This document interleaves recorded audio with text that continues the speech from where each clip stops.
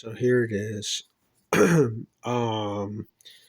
took this off. I just had it caulked on there. I cleaned all the caulk. It was like what, like that, right? Sitting squarely with the diagonal thing underneath it. But whilst I have it off, I want to tell you what I was doing, why I took it off, and what you can't see under the card. I'm going to put this magnifier down low here. This whole board is, well, maybe if I zoom in, hold on a second. Yeah, that helps. This board is populated underneath with unsolderable components. There you can see that. There's no way I can solder those or remove those without a, microscope, basically. But I'm going to tell you what it's doing and why I took it all apart. Yeah, there's like another whole circuit under there with chips and everything. And in spite of this, I guess those two LEDs are clipping diodes. They're using those LEDs as clippers, I guess. I don't know, but I'll tell you what I did. So, hold on, let me zoom back out. All right, there it is. Get this out of the way. So basically, when I would put it into distortion mode, which the battery's not on right now, when I would put it into distortion mode and the volume was all the way up, it would just be like, it would start feeding back. So I was like, wow, could it be my phase? But it wasn't the phase.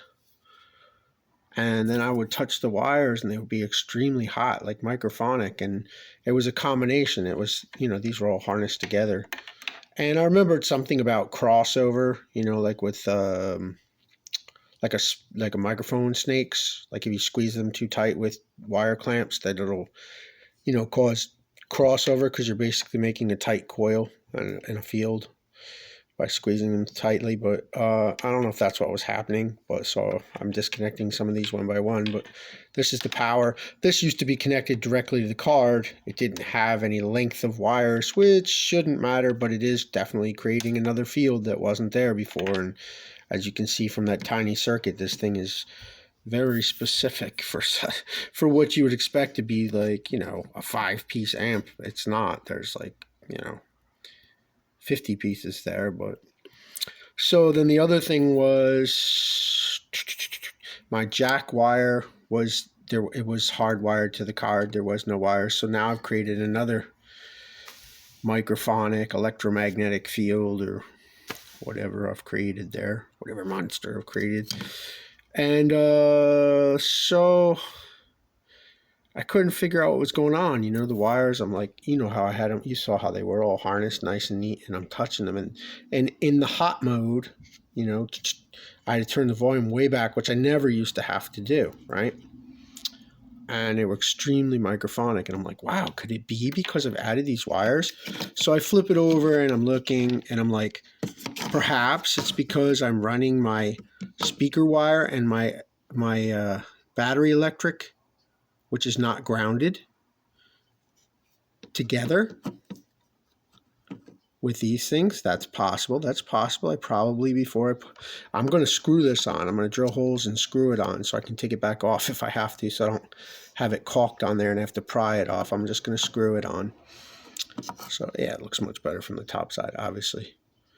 But that's what I was wondering, if I created a crossover there with my ungrounded battery box, right, which is now not only 9 volts, but even in 9 volts right there, it is 9 volts. I meant standard milliamps, whatever the battery milliamps is, 25 to 50 milliamps, right?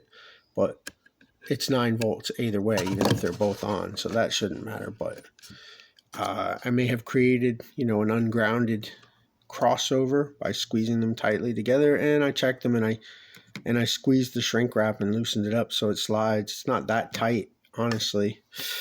So I was trying to figure it all out, and whilst I was doing that, I said, you know what, I don't like the placement of that switch where I had it way up here, so I scraped and sanded all that clean, and I didn't like all that caulking that I had around this thing. So as you can see, I made a new harness for each of these, and I put a little, let's see if I can zoom in. Yeah, you can see I put a little epoxy on each one, see? Now I'm going to tell you why, whilst I was at it, I didn't say, well, let's just get 2 birds out of 1 bush and, put a new jack in there. There's a three wire jack, then it's tip ring sleeve, No, it's not. Maybe you're familiar with these kind of, these people are knocking my wall trying to get my attention. There's a couple of the neighbors' grandchildren. They're not nice to me. But anyhow, this basically what it is it closes a circuit. It connects the ring and the tip. It connects them so that if there's not an instrument in there, and what I'm assuming is for your MP3 in. So whilst I'm playing an MP3, and I don't have an instrument plugged in, it's not feeding back into the loop. It's just a closed circuit. So, and what happens is when you push it in there, it pulls the tip off of this third leg here, which in this case is the I don't know, I can't see. Whatever wire it is on that side over there, it pushes the tip off of it, which breaks the connection, so they no longer have continuity. But when the wire is out of it, the tip and that piece are connected, which that piece is also connected to the sleeve. So yeah, I'm not sure how that circuit works, but that's what it's doing there. It's closing the loop, as if there was just a straight shaft without a tip and a sleeve. Just it's basically connecting them, making a loop. And that might be because of the MP3. And that's, you can pump your music through there, and you unplug your thing, and it doesn't cause any issue. It's not still looking for a signal there. It's just going straight. I don't know. Maybe, I don't know what the reasoning for that is. So I got 2 birds out of 1 bush, and I moved this. I redid this and took off all that nasty caulking. I can't even do the fastener bit and put a nut on it because it's just so narrow. It's all the way down at the bottom. It's just, there's no way I can do it. So, well, I could have if I had put a fastener hole in here first, but I didn't. All right, so here's what I think's happening. It had nothing to do with speaker phase. There may be something to do with this, and I probably should isolate them and separate them so they're not harnessed together, being one is speaker and one is ungrounded battery power. But I wouldn't think that should matter at such low voltages, but maybe it's getting extremely microphonic. I'll show you what it's doing. I'll show you. All right, hold on. Oops, hold on 1 second here. I'm working with one hand. 1 minute. Hold on, I gotta put the phone down. All right, turn this over. All right. Yeah, my neighbor's grandchildren are scraping at the walls, and they were shouting things at me before. They're like, what? What did you say? They're starting trouble. They always start trouble. They call me retard. They call me murderer. They shout things at me. All right, so I'm plugging in a wire to it. Here's the wire. And here we're going to turn on a battery. Turn on one battery. All right, it's on. And on. Right, that's regular mode. That's not hot mode, which you can hear it's very hot, right? Which it didn't used to be that hot. So now I have to turn down the volume considerably. Distortion mode. Now watch this. Oh, and you can see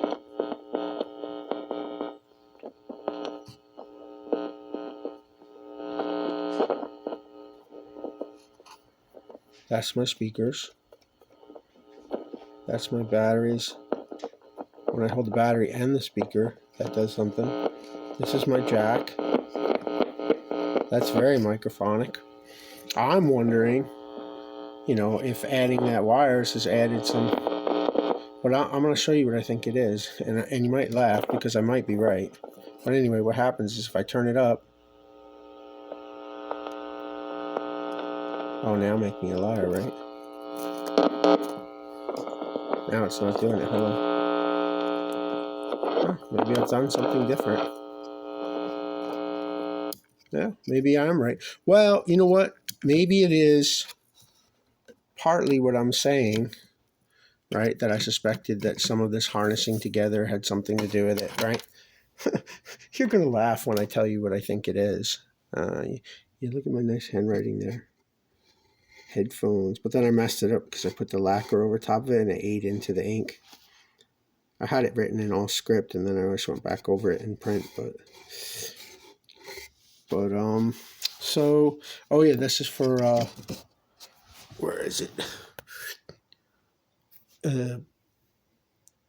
Power plug with a little piece of Velcro on the bottom. I'm going to put a bigger piece of furry Velcro in here so I can just set it wherever I want and stick it in there so I can take the power pack with me, because when I plug in the power, this thing just jumps right up like, wow, like super hot. Plus, I'm not killing batteries. I do have 2 batteries there, which is nice. I could even put a battery clip in here somewhere and carry an extra battery with me. So, but I think it's cool to take the power pack, and anytime I have power and I'm able to use it, just plug in the power and save the batteries. Plus, it sounds different. I tried it. The clarity level is like notably different. All right, let me put this back. So yeah, you can see what I did.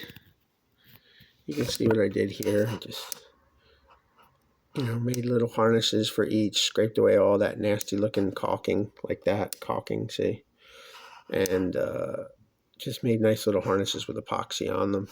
And that should hold it in. Yeah, that hole's a little blown out. I know, I'm embarrassed because I can do severely nice work, but I didn't. For some reason, I didn't. So, this is what it is. And this, I was trying to drill, and I did. I used the center punch, the spring-loaded center punch, and I had them all centered. Remember how I told you how strong this is? It's made to be stood on. And it's severely, was riding around from heat. It was just sliding around. No matter how hard I tried, I didn't have good, strong cutting bits, and it was hard to cut right into this. It should have had a diamond tip or something. As you can see, that one skidded way off. That one skidded that way. But, you can tell. I mangled it. But I sanded it, and I sanded, the whole area. Yeah, you can see the area I sanded, actually, to make it match. But so anyway, I think this is what it is, right? This ungrounded piece here, I don't know if grounding would make a difference, but there's nothing to ground to, right? If I'm not grounded to the ground, if I'm running off battery boxes, could ground to itself and create some kind of shield. I checked in the original box to see if there was a foil piece between the pots. There is not any shielding in there, so I put it back together and put it away. Because still got this little speaker glued in it. It didn't used to do this when it was in the plastic box I had. So this is creating like a whole, severe. Oh, by the way, cutting those holes made a difference. It sounds much brighter, much clearer. It actually, that being blocked off made a huge muted difference in drilling those terrible, terrible holes, which, they are terrible. I messed up. I don't have a machine shop. I'm embarrassed, but who's going to see that, Probably anybody that looks at it. Hey. So, I didn't want to drill one big hole. I did want to drill one big hole, but then, somebody can poke the dust cone. And that's the whole point of having these little holes, is like, nothing can happen when it's getting thrown into the bicycle bag. So it's creating this field right around, way huger than the speaker magnet, which is practically right up against it. It's just like, it's like a flying saucer with a top and a bottom here, creating this huge field of, back and forth. And basically it's becoming a microphone. That's my guesstimation. Maybe that's partly what's happening. Plus, I've got all these wires which are not connected to earth, right? Let's be clear about that. Not ground, it's earth. They're not connected to Earth, so they have nowhere to go. That's why when I touch them, sometimes the humming is louder or goes away, depending, if I'm touching it and then touching something else that is grounded, like my amplifier or, oh no, no, I didn't touch the amplifier. How did I don't know what, guess I was creating a ground loop by touching my guitar and touching the wire. I don't know what's happening there, but so I think, maybe adding all these extra wires, which used to be soldered to the card, and then clamping them together, which is maybe not creating a crossover, but is definitely creating a, close field, right? And then, of course, this huge flying saucer in front of this somewhat stronger magnet, well, much stronger magnet than, I was going to show it to you. I don't have it here. Much stronger magnet, but, the wattage is only a little bit more, and it is the same ohms, but, so it's creating a giant microphone, basically, and it's feeding back into itself because of, what's going on there electrically, magnetically, and sonically, the back pressure of all that sound inside there. And it was chasing down these wires and then just, so I checked. So I was getting, all right, let's be clear. I was getting 3 birds out of one bush. I checked all of my soldering on this phase reversal switch, and I stood them up on end and I made sure nothing was touching. I did the same thing on this, which is why it's turned around now. And I took it apart and I investigated how it worked, because I was going to put this in there and I said, wait, that won't work because this is a switch. It's a switch. So that's 3 birds out of one bush. I checked my soldering and fixed it, remounted these switches, and I'm investigating the problem. All right. So then I got 4 birds out of one bush. This is my, not perfect, but yeah, there was a little silicone behind it. I probably should have used a clean piece. But I tacked them on with upholstery tacks, and glue. So basically close it. That's it. And then it goes in the bike bag, right? I think that looks good. That looks good, right? Put it in the bike bag. I don't know if I can fit the cord in there. Probably not a good idea. Keep the cord in, separate from this. But I can fit the power pack in here, so I'm going to do that. So, yeah. That, hold on a minute. I got to put it back. Hold on. Put my phone down. Yeah, that's what the rumor is. I don't know. Everything's hearsay unless you know differently. But the rumor is that's how the lady got 3 point, what was it? 3 point something, 3.9, like a lot, like almost $4 million maybe. I don't know. I could be wrong, but from McDonald's, because she held the coffee between her knees and the cup crushed and it soaked into her sweatpants, and McDonald's paid for that. I don't know. Maybe it was a lot more than that. Like maybe the cup was grossly insufficient and the coffee was overly hot. I don't know the whole situation. Everything's hearsay unless you know the whole story, right? You can't just jump on the mob wagon, the bandwagon, every time somebody says something. I mean, you can, but, probably shouldn't. But. All right, so anyway, I keep thinking about that every time I try to hold the phone with my lap or put it on my lap. So, all right, so that's what I'm thinking's happening there. Because now it's not doing it. Now that I've separated some of these wires, and I don't think it was the wires. I checked my connections and I checked the continuity to make sure what was touching and what wasn't. However, these are touching. 2 of these are touching. But I don't know if that's what you call PWC to ground, or no, it wouldn't be called PWC, would it? Yeah, well, I guess it is what they were calling it. I don't know what that stands for. But you got your tip, your sleeve, which is your ground, and then another wire going to ground. So those do actually touch. Yeah, I had a hard time getting that out. I ended up getting it out halfway and then cutting them because I didn't want to apply too much heat to the card. It's a very fine card. So, and that's what I was thinking I did too. I was like, oh no, I destroyed one of those microscopic traces and I'm going to need like a, magna gravitron to fix it. But that's not it. So yeah, I think I had, basically a radio happening here, right? Like electric and speaker and everything with a big metal piece in front of it. Whereas if that was plastic, it probably would not be doing that, right? So I think that was all part of it. Yeah, it's not doing it now. I'm going to try it one more time whilst I got you on the phone. Oh, see, now I got to go to this side. Not a big deal, not a big deal. All right, plug it in. Yeah, but see, everything's stretched out and further away now. It's not coiled up like it was, right? Which actually is not bad. It's like what do they say? You take the negative feedback loop out of the amplifier and it's way more interactive and way more fun to play. Maybe that's what's happening here. Maybe I'm getting like a feedback loop where it's, going backwards. It's not a diode, it's a speaker, which can be a microphone also. Maybe that's what's happening.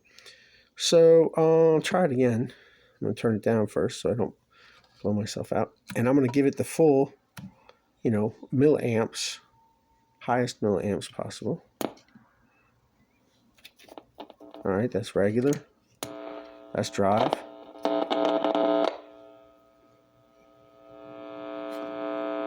No, it's not doing it now. All right. So, well, I mean, it's all stretched out now, so I don't think it was my solder joints. I think they were fine. I just think now that I've got it stretched out and certain things aren't tightly connected, and there was a couple that were tight, and some of these shrink tubes were tight, and I just squeezed them the opposite way. You know how sometimes they kind of go flat a little, and I squeezed it so it was round, so they were slidable again, and maybe that let up some of the pressure. But they call that crossover, but honestly, I think if I'm making a big coil where there was no coil, and then I'm putting a giant electromagnetic resonator in front of the, basically enclosing it in its own magnetic field, I'm creating a giant reverse microphone. Maybe that's what, I don't know. I don't know about science. I just, I glue things, and sometimes they come out nice. This is very sloppy looking, but I don't care. It looks fine. I mean, I could paint it. I want to leave the top like that so you can see the circuit, which honestly, there's way more circuit on the bottom here. Look at that thing. Waiting for it to tune in there. Yeah, see, my solder joints are not that bad, see? Yeah, that's silicone there. I thought about that too, but it would have been doing it before because the silicone was under it before. When I glued the foam blocks like standoffs, I did a terrible job putting it in that case.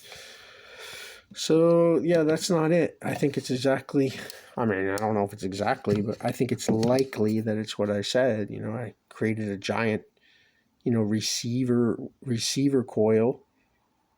What has, the speaker wire with a crossover, even though it's not crossing over, it's still creating that field, and then these all in a loop and harnessed together and squeezed, doing a little bit of a crossover with a giant flying saucer in front of this, which is also magnetic. And yeah, I think that's what's happening.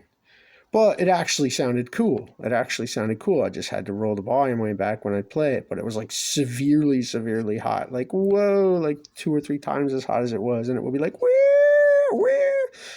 so I had to roll the volume back. But now it's not doing that. So maybe, well, you know what? I wasn't using that wire either. I was using this wire. All right, now I'm asking for trouble. Hold on one second. Let's put the phone down. Now I'm asking for trouble. All right, let's see what that does. Put this up here so I can see what I'm doing. Look at this mess. Look at this mess.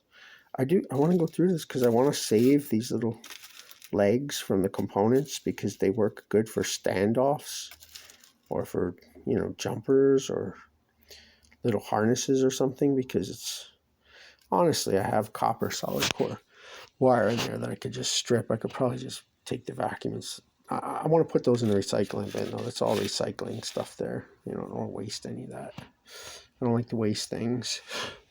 Can be recycled. All right, so it's in. Battery On, battery on. I'm just going to put one battery on because it was doing it with one battery before. So volume down, on, volume up.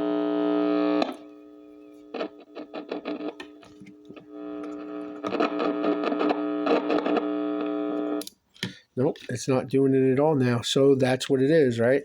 When I have this over here, and then I have all of these coiled up and pinched tight together, it's like, whee, you know, with that metal plate in front of the, right, huge metal plate in front of the speaker, I'm basically creating a reverse feedback, which made, well, these wires are still going to be hot. They're still going to be hot.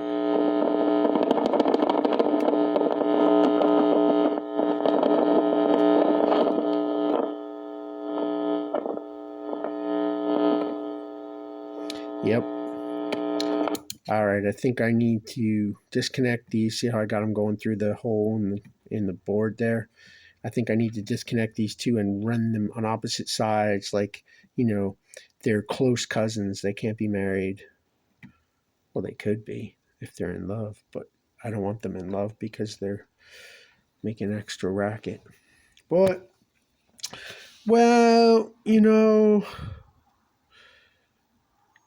it is kind of cool. It was, you know, when I just had to roll the volume back, it was very reactive, very, very feedbacky, very, you know, and I'd go to play and it was like, whoo, it was like severely hot. Like you heard those wires, it was severely hot.